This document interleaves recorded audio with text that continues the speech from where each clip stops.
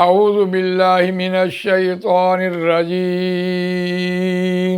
بسم اللہ الرحمن الرحیم یا اہل الکتاب لم تکفرون بآیات اللہ وانتم تشہدون یا اہل الکتاب لم تلبسون الحق بالباطل وَتَكْتُمُوا الْحَقَّ وَأَنْتُمْ تَعْلَمُونَ آمنت باللہ صدق اللہ العظیم رب اشرح لی صدری ویسر لی امری واحلل عقدۃ من لسانی یفقہوا قولی اللہم ارنا الحق حقا وارزقنا اتباعہ وارنا الباطل باطلا وارزقنا اجتنابہ آمین یا رب العالمین۔ دوستو اور بزرگوں، سورہ آل عمران آیت نمبر 70 اور 71 آپ کے سامنے تلاوت کی ہے، اور یہ سورہ آل عمران کا 7واں رکوع یہاں مکمل ہوا۔ یہ مضمون 7واں اور 8واں رکوع یہود کی ان ریشہ دوانیوں کے حوالے سے، ان شرارتیں، ان کی چالیں کے حوالے سے بیان ہوا جو وہ مسلمانوں کے پیچھے پڑے ہوئے ہیں کہ وہ مسلمان جو ہیں وہ کسی نہ کسی طریقے سے ایمان نہ لائیں، اور سورہ آل عمران میں یہ بات اجمالی طور پر بیان کی، اور اس کا سارا مضمون سورہ بقرہ کے پہلے پارے کے 10 رکوعوں میں بیان ہوا۔ آیت کا روان ترجمہ سنتے ہیں۔ یا اہل الکتاب، اے اہل کتاب، لم تکفرون بآیات اللہ، کیوں تم انکار کرتے ہو اللہ کی آیات کا؟ اور یقینی بات ہے انہوں نے تورات کو نافذ نہیں کیا تو اللہ کی آیات کا انکار کیا، اللہ کے احکامات کو نہیں مانا تو انہوں نے نہ شکری کی نہ قدری کی اور انکار کیا۔ اور قرآن مجید نے اس مقام پر ان سے ایک گواہی لے لی، وَأَنْتُمْ تَشْهَدُونَ، اور تم اس پر گواہ بھی ہو۔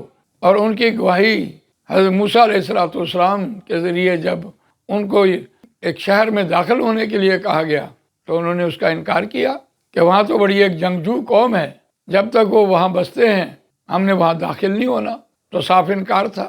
تو ہر اعتبار سے ان سے گواہی بھی لی گئی کہ انہوں نے انکار کیا، پھر ان کو معزول کیا۔ آیت نمبر 71 میں یا اہل الکتاب لم تلبسون الحق بالباطل، کیوں تم گڈمڈ کرتے ہو، کیوں تم مکس اپ کرتے ہو، کیوں تم ملاتے ہو حق کو باطل کے ساتھ، وتکتمون الحق، اور تم حق کو چھپاتے ہو، وانتم تعلمون، حالانکہ تم جانتے ہو۔ یہاں واو حالیہ بھی آ گیا، حالانکہ تمہیں اس بات کا علم ہے۔ تو جہاں ملانے کی، گڈمڈ کرنے کی بات آئی ہے، حق کو باطل میں ملانے کی بات آئی ہے، وہاں سورہ بقرہ میں بھی آیت نمبر 41 اور 42 میں وَلَا تَشْتَرُوا بِآيَاتِي ثَمَنًا قَلِيلًا وَإِيَّايَ فَاتَّقُونِ وَلَا تَلْبِسُوا الْحَقَّ بِالْبَاطِلِ وَتَكْتُمُوا الْحَقَّ وَأَنْتُمْ تَعْلَمُونَ۔ اے اہل کتاب، کیوں تم حق اور باطل کو ملاتے ہو؟ یہاں باطل دوئی پسند ہے، حق لا شریک، شرکت حق و باطل نہ کر قبول۔ حق حق ہے، باطل باطل ہے۔ وَجَاءَ الْحَقُّ وَزَهَقَ الْبَاطِلُ ان الباطل کان زہوقا۔ حق کڑوا ہوتا ہے، حق بہت کم لوگ قبول کرتے ہیں، حق کی پاداش میں تکلیف ضرور آتی ہے، حق انسان کو بہادر بنا دیتا ہے، حق کمپرومائز نہیں کرتا اگر حق سمجھ آ جائے۔ شیطان کی یہ مرضی ہے کہ حق بھی اور باطل بھی ہو، ادھر نماز بھی پڑھو اور جھوٹ بھی بولو، بے ایمانی بھی کرو، ملاوٹ بھی کرو، کم بھی تولو، دودھ میں پانی بھی ڈالو، ذخیرہ اندوزی بھی کرو، اور حق کو حق نہ رہنے دو۔ قرآن مجید نے ایک دوسرے مقام پر افتؤمنون ببعض الکتاب وتکفرون ببعض فما جزاء من یفعل ذلک منکم الا خزی فی الحیاۃ الدنیا ویوم القیامۃ یردون الی اشد العذاب وما اللہ بغافل عما تعملون۔ کیا تم نیکی کے کچھ حصے کو مانتے ہو، کچھ کو نہیں مانتے؟ پر اس کی سزا دنیا میں بھی اور آخرت میں بھی ہے۔